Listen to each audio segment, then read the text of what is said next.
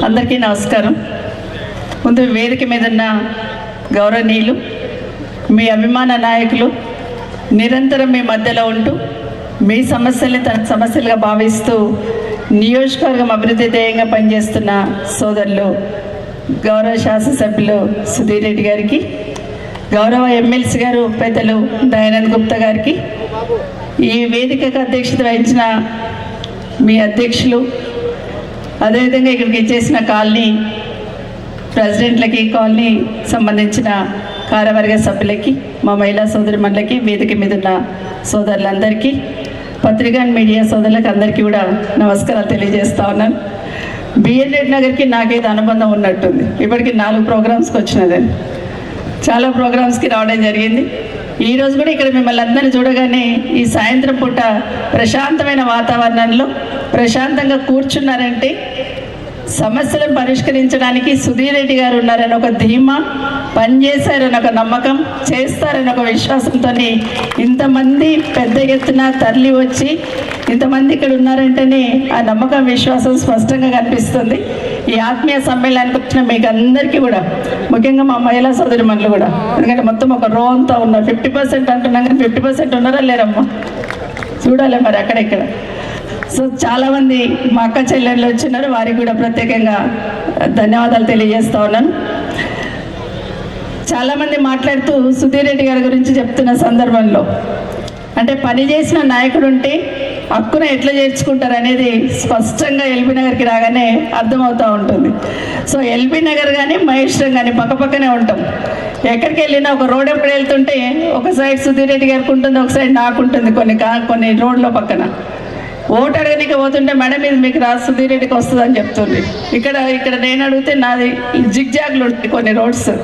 సరే ఎక్కడ అడిగినా ఇద్దరు ఒకటే పార్టీ ఉంటాం కదా, వేసేయండి అని చెప్తుంటే ఇప్పుడు కూడా మళ్ళీ ఒకటే పార్టీలో ఒక్కొక్క గోడ కింద కేసీఆర్ గారి నాయకత్వం కింద పనిచేయడానికి అవకాశం కలిగింది. మరొకసారి గౌరవ ముఖ్యమంత్రి గారికి ముందు మేము ప్రత్యేక ఫ్రంట్ చైర్మన్గా ఒక అవకాశం ఇచ్చి గౌరవ సోదరులకి వారి నియోజకవర్గంలో శాశ్వతంగా సమస్యలను పరిష్కారం చేసే దిశగా అవకాశం కల్పించి కుటుంబ సభ్యుల మీద కూడా ప్రమాణం చేసేంత నమ్మకం, విశ్వాసం ముఖ్యమంత్రి గారు కలిగించారు. పని చేస్తారనే నమ్మకం, పైన మా నాయకుడు చేస్తాడనే నమ్మకం. మీరే విధంగా ఎమ్మెల్యే గారిని నమ్మారు. ఎమ్మెల్యే గారు కూడా కేటీఆర్ గారిని కానీ గౌరవ ముఖ్యమంత్రి గారు కానీ చాలాసార్లు ప్రస్తావించి 45-46 కాలనీలకు సంబంధించిన సమస్యని శాశ్వత పరిష్కారం చేయండి అని మాట్లాడిన సందర్భంలో ఒక క్యాబినెట్లో అయితే గౌరవ ముఖ్యమంత్రి గారు అరగంట దీని గురించి డిస్కస్ చేశారు. ఇన్ని సంవత్సరాల నుండి వాళ్ళు సమస్య ఎదుర్కొంటున్నారు. సుధీర్ రెడ్డి గారు అడిగారు, దీన్ని ఎట్టి పరిస్థితులలో సాల్వ్ చేయాలని ఒక అరగంట అధికారులందరినీ కూర్చోబెట్టి మాట్లాడి పరిష్కారం చేసేది అవకాశం కల్పించిన గౌరవ ముఖ్యమంత్రి గారికి, వారికి అర్థమయ్యేటట్టు చెప్పిన మీ ఎమ్మెల్యే గారికి ముందు అభినందనలు. ఎందుకంటే సమస్యను అర్థం చేసుకొని అర్థమయ్యేటట్టు పైన నాయకత్వాన్ని చెప్తే పరిష్కారం ఎట్లా అవుతుంది అనేది ఈరోజు ఎల్బీ నగర్ నియోజకవర్గంలో చూసాం. ఇదే కాదు, ఏది తీసుకున్నా గౌరవ ముఖ్యమంత్రి గారు ఏ విజన్తో పనిచేస్తారో, గౌరవ మంత్రి కేటీఆర్ గారు ఏ విజన్తో పనిచేస్తారో, సుధీర్ రెడ్డి గారు కూడా వాళ్ళ కాన్స్టిట్యున్సీలో ఒక విజన్తో పనిచేస్తాడు అనేది మాత్రం దగ్గర కట్టడం అనేది దేశంలో ఎక్కడ ఉండదు. కేసీఆర్ గారు చాలా మీటింగ్స్లలో దీన్ని ప్రస్తావిస్తూ సుధీర్ రెడ్డి గారు ఈ విధంగా కట్టారు, నిజంగానే రాష్ట్రంలో అందరికీ ఒక గుర్తింపుగా ఉండేటట్టు చేస్తున్నారు అనేది చాలా మీటింగ్స్లలో చెప్పినారు. సో అది ఏది తీసుకున్న ఆ విధంగా తీసుకోవడం ఒకటైతే, పైన నా నియోజకవర్గం, కింద సుధీర్ రెడ్డి గారి నియోజకవర్గం. వర్షం వచ్చినప్పుడు ఒక నియోజకవర్గం నుండి ఇంకో నియోజకవర్గంకి సమస్య వస్తూ ఉంటుంది. వర్షం నీళ్ళన్నీ వచ్చి కింద కాలనీలు మునిగిపోతున్న సందర్భంలో ఎక్కడ కూడా ఇరిటేట్ కాకుండా, ఎక్కడ కూడా మిస్అండర్స్టాండింగ్ చేసుకోకుండా సమస్యను శాశ్వతంగా పరిష్కారం చేయాలంటే ఎస్ఎన్డిపి నాలాలు ఒకటే పరిష్కారం అని పై లెవెల్లో ముఖ్యమంత్రి గారి వరకు, మంత్రి గారి వరకు తీసుకెళ్ళి ఈరోజు పైన ఎంత వర్షం పడ్డా, ఎంత వరద వచ్చినా కూడా కింద కాలనీలకు ఎఫెక్ట్ కాకుండా ఎస్ఎన్డిపి నాలాలు పూర్తి చేయడంలో మొత్తం జిహెచ్ఎంసీలలో ముందు వరుసలో ఉన్న మా సోదరుని మనస్ఫూర్తి అభినందిస్తున్నారు. ఎందుకంటే చాలా వెంటబడి వాటన్నింటినీ పూర్తి చేసుకున్నారు. ఇప్పుడు పైన మాకు కొంత రిలీఫ్ దొరికింది, ఎందుకంటే పైనుండి నీళ్ళు వచ్చినా కింద కాలనీలు మునిగిపోకుండా ఉంటాయని ఒక ధైర్యం వచ్చింది. ఈరోజు పైన నాళాలు కూడా కంప్లీట్ చేసే దిశలో అడుగులు వేస్తూ ఉన్నాం. అయితే కేసీఆర్ గారు ఎప్పుడు మాకు ఒక మాట చెప్తూ ఉంటారు, నిజంగా ప్రజలకి పలానది అవసరం ఉందంటే చట్టాలు అడ్డొస్తున్నాయి అంటే చట్టాలను మార్చైనా వాళ్ళకు చేయడానికి ప్రయత్నం చేయాలని చెప్తూ ఉంటారు. లో భాగంగానే ఈరోజు మీ కాలనీలో రిజిస్ట్రేషన్స్ ఏవైతే పెట్టున్నారో అది నిజంగా సుధీర్ రెడ్డి గారికి ఒకరొకరు ఒక్కొక్క ఇంట్లో ఉన్న మీరందరూ కూడా జీవితాంతం సుధీర్ రెడ్డి గారిని కేసీఆర్ గారిని గుర్తుపెట్టుకోవాలని మనవి చేస్తున్నాను. రాజశేఖర రెడ్డి గారు ఉన్నప్పటి నుండి చూస్తాను ఈ సమస్య. నేను అప్పుడు కూడా చెప్పారు, తర్వాత కిరణ్ కుమార్ రెడ్డి గారు ఉన్నప్పుడు చెప్పారు, తర్వాత ఈరోజు కేసీఆర్ గారి నాయకత్వంలో కేటీఆర్ గారి నాయకత్వంలో సుధీర్ రెడ్డి గారికి మళ్ళీ చేసే అవకాశం ఇచ్చున్నారు. భవిష్యత్తులో కూడా అలాంటి లీడర్ని వెన్నంటుండి కాపాడుకోవాలని మరొకసారి మీకు అందరికీ మనవి చేస్తూ ఉన్నాను. గతంలో ఎల్బీ నగర్ ఎట్లుండింది, ఇప్పుడు ఎల్బీ నగర్ ఎట్లుంది అనేది ప్రత్యేకంగా చెప్పక్కర్లేదు. చాలామంది అవేర్నెస్ ఉన్న వాళ్ళు ఉన్నారు. గతంలో ఎల్బీ నగర్కి వస్తే ట్రాఫిక్తో ఎన్ని ఇబ్బందులు పడే వాళ్ళం మనందరికీ తెలుసు. కానీ ఈరోజు ఎల్బీ నగర్కి వస్తే ఏ విధంగా డెవలప్మెంట్ అయింది అనేది గతంలో చూసిన వాళ్ళు ఈరోజు బేరీజ్ వేసుకుంటున్నారు. తెలంగాణ వచ్చిన తర్వాత మార్పు అనేది స్పష్టంగా కనిపించిన సందర్భాన్ని మనం గుర్తు చేసుకుంటా ఉన్నాం. ఇదే కాకుండా డ్రింకింగ్ వాటర్ సమస్య కానివ్వండి, ఇవన్నీ కూడా తీసిన సందర్భంలో గౌరవ ముఖ్యమంత్రి కేసీఆర్ గారు చేసిన పనులను కూడా తప్పకుండా గుర్తుపెట్టుకోవాలి. ఈరోజు హైదరాబాద్ సిటీకి ఉన్న ప్రత్యేకమైన గుర్తింపు కేటీఆర్ గారు నిజంగానే హైదరాబాద్లో ఏ మూలలో ఏముంది, ఎక్కడ ఏం కావాలి, ఏ పార్క్ డెవలప్ చేయాలి, ఎక్కడ చెరువు ఉంది, ఎక్కడ ఏం చేయాలనేది స్పష్టమైన అవగాహనతో ఈరోజు మా మున్సిపల్ శాఖ మంత్రి వారు కేటీఆర్ గారు ఈ మన హైదరాబాద్ని అన్ని సిటీల కన్నా గొప్పగా తీర్చిదిద్దడానికి నిజంగా ఒక సంకల్పంతో పనిచేస్తున్న కేటీఆర్ గారికి తప్పకుండా మనమందరం అండగా ఉండాల్సిన అవసరం ఉందని కూడా మీకు మనవి చేస్తా ఉన్నాను. ఇదే కాకుండా గౌరవ ముఖ్యమంత్రి గారి నాయకత్వంలో మన రాష్ట్రంలో జరుగుతున్న మార్పును తప్పకుండా గమనించమని కోరుతా ఉన్నాను. ఒకటి, మనం గమనించున్నాం, తెలంగాణ రాకముందు పవర్ గురించి ఏ విధంగా ఇబ్బంది పడుతూ ఉంటాం. ప్రతిరోజు ఉదయం 2 గంటలు, సాయంత్రం 2 గంటలు పవర్ కట్ ఉండేది. మన హైదరాబాద్లో పవర్ కట్తోని ఎన్ని కంపెనీలు మూతపడ్డాయో మనం చూస్తున్నాం. ఇండస్ట్రీస్, పరిశ్రమలకు సంబంధించిన వాళ్ళు ధర్నాలు చేసిన రోజులు చూస్తున్నాం. కానీ ఈరోజు 24 గంటల కరెంటుతోని ఎక్కడ ఇబ్బంది లేకుండా చేస్తున్నారంటే దాని వెనకాల పాలిస్తున్న నాయకత్వాన్ని పట్టిమని ఒకసారి గమనించమని కోరుతా ఉన్నాను. ఎన్ని ఇబ్బందులైనా కానివ్వండి, తెలంగాణ వస్తే చీకటి అయిపోతుందన్న సందర్భం నుండి ఒక క్షణం కూడా పవర్ పోకుండా చూసుకుంటున్న కేసీఆర్ గారి ఆలోచనను దయచేసి గమనించమని కోరుతా ఉన్నాను.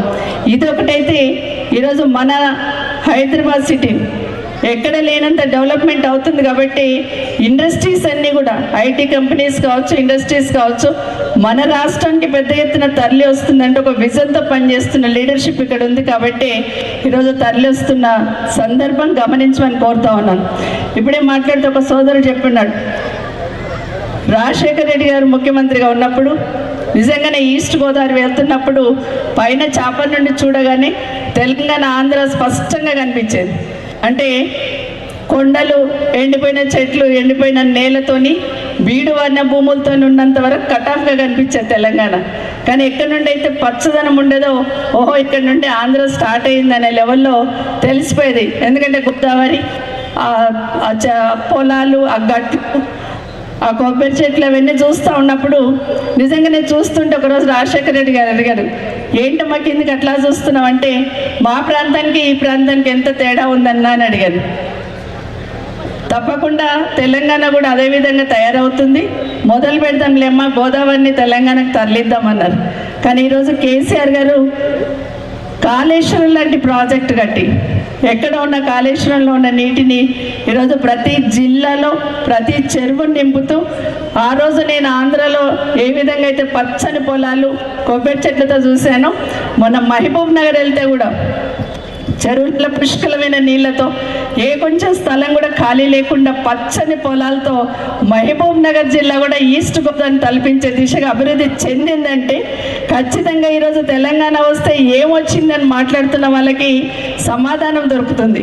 ఇక్కడ కూర్చొని ఏమి తెలియకుండా, బాధ్యత లేకుండా మాట్లాడే వాళ్ళకి కేసీఆర్ గారు ఏం చేశారని అర్థం కాదు.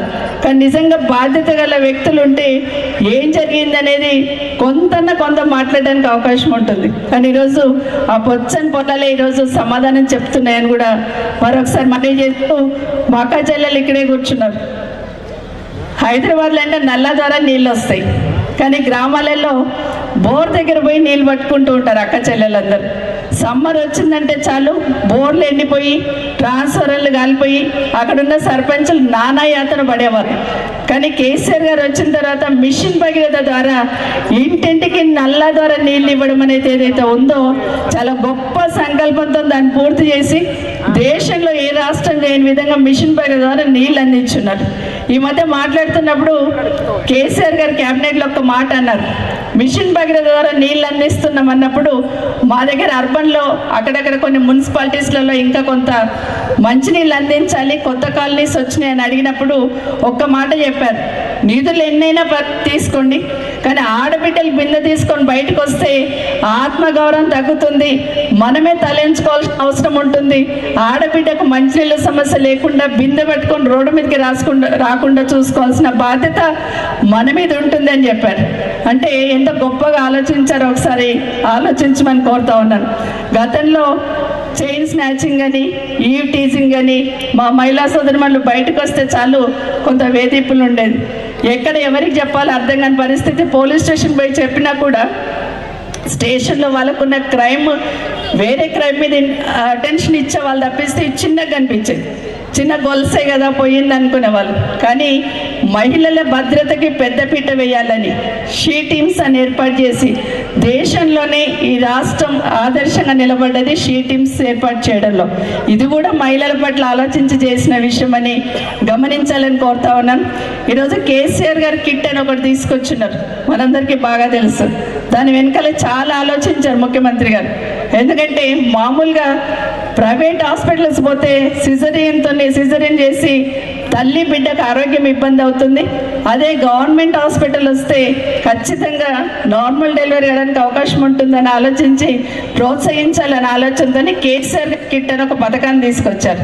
దాని ద్వారా అబ్బాయికి 12,000, అమ్మాయికి 13,000 అమ్మాయి పుడితేనే వేయడం వల్ల ఆ తల్లి ఆరోగ్యం ఇబ్బంది కాకుండా బయటకు ఎక్కడైనా పనికి పోకుండా ఉండడానికి అనేది దాని వెనకాల ఒకటి ఆలోచించినారు ముఖ్యమంత్రి గారు. ముఖ్యంగా మహిళల గురించి ఆలోచిస్తూ ఇట్లా ఏదైనా కూడా మహిళల చుట్టూ మహిళలకు ప్రత్యేకంగా ఆలోచన కలిసే విధంగా స్థానిక సంస్థలు కూడా 50% రిజర్వేషన్తో ఒక ప్రాధాన్యత ఈ రాష్ట్రం ముందుకు పోతుందని కూడా మీకు అందరికీ మరొకసారి తెలియజేస్తూ ఈరోజు ఈ రాష్ట్రంలో గౌరవ ముఖ్యమంత్రి కేసీఆర్ గారి నాయకత్వం, ఎందుకంటే మన హైదరాబాద్ పట్టణాన్ని చూస్తేనే అర్థమైపోతూ ఉంది. గతంలోకి తెలంగాణ రాకముందు తెలంగాణ వచ్చినాక మార్పు ఏ విధంగా వచ్చింది అనేది స్పష్టంగా ఇప్పటికీ అందరికీ అర్థమైంది. భవిష్యత్తులో కూడా తెలంగాణ పట్ల అవగాహన ఉన్న ముఖ్యమంత్రి గారి నాయకత్వాన్ని మన నియోజకవర్గంలో మీ నియోజకవర్గంలో సుధీర్ రెడ్డి గారిని, ఎందుకంటే సుధీర్ రెడ్డి గారికి ఉన్న అవగాహన ఈ నియోజకవర్గంలో ఇంకెవరికి లేదనేది వాస్తవం. ఎందుకంటే కోన గల్లీ ఇల్లు ప్రతి గల్లీ తిరిగి ఉన్నారు మా సోదరులు. ఉదయం నేను అడుగుతూ ఉంటాను, రోజు ఉదయం లేవగానే 4 గంటలకు వెళ్ళిపోతాను మేడం అని చెప్తా ఉంటే మరి అప్పుడు లేస్తారా కాలనీ వాళ్ళని అడుగుతూ ఉంటా. అప్పుడప్పుడు నేను వస్తున్నంటే తప్పకుండా వాళ్ళు రెడీ ఉంటారు మేడం, మొత్తం తిరిగేసి వస్తామని చెప్తా ఉన్నారు. కానీ ఒకటి మాత్రం వాస్తవం, సుధీర్ రెడ్డి గారికి నిధులు ఎక్కడి నుండి తీసుకురావాలో లీడర్ని ఎట్లా కన్విన్స్ చేయాలనే చాణక్యం బాగా ఉంది, బాగా కన్విన్స్ చేస్తారు. ముఖ్యమంత్రి గారు కూడా కన్విన్స్ చేస్తారు, కేటీఆర్ గారు కూడా చెప్తే ఎదుట ఉన్న వాళ్ళు ఖచ్చితంగా కన్విన్స్ కావాల్సిందే. ఆ విధంగా చేసే ప్రయత్నం చేస్తూ ఉంటారు. కాబట్టి మీరందరూ కూడా ఇక్కడికి వచ్చిన మా ఆత్మీయ సోదరులు ఆత్మీయ సోదరిమణులందరూ కూడా సుధీర్ రెడ్డి గారు వెన్నంటి ఉండండి. సుధీర్ రెడ్డి గారిని గెలిపించుకుంటే మీరందరూ గెలిచినట్టు అని కూడా మరొకసారి మీకు అందరికీ మనవి చేస్తూ, ముఖ్యంగా ఇక్కడికి వచ్చిన అందరికీ కూడా ఆత్మీయంగా ఆహ్వానించి నన్ను కూడా మీతో షేర్ చేసుకునే అవకాశం కల్పించిన గౌరవ శాసనసభ్యులకి మరొకసారి ధన్యవాదాలు తెలియజేసుకుంటూ సెలవు తీసుకుంటాను.